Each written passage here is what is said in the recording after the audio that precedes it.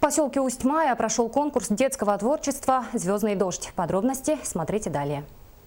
Вот уже второй год в районном центре поселка Усть-Мая проводится конкурс детского творчества «Звездный дождь», который в очередной раз собрал полный зал детей, педагогов и родителей. Конкурс проходил по нескольким номинациям: сольное пение, исполнение коллективного танца и исполнение коллективной песни. Свои таланты и мастерство исполнения на суд жюри конкурса представили воспитанники детских садов. Мы в прошлом году тоже у нас дети выступали, занимали призовые места. И нынче мы готовились уже. Но у нас это было уже заранее спланировано. Поэтому уже постепенно, все время постоянно готовились. Дети очень рады, получили большой заряд энергии, эмоций. И мы тоже рады. Мы очень рады принимать участие в этом окружном конкурсном конкурсе «Звездный дождь».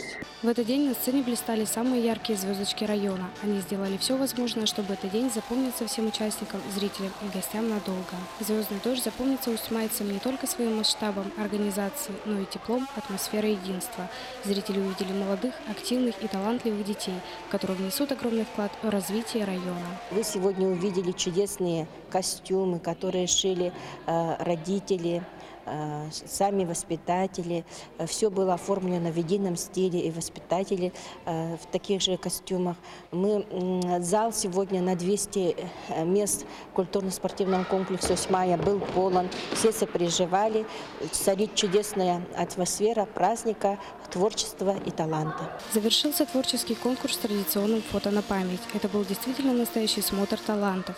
Все участники большие молодцы. Состоявшийся конкурс – это только начало большого творческого пути.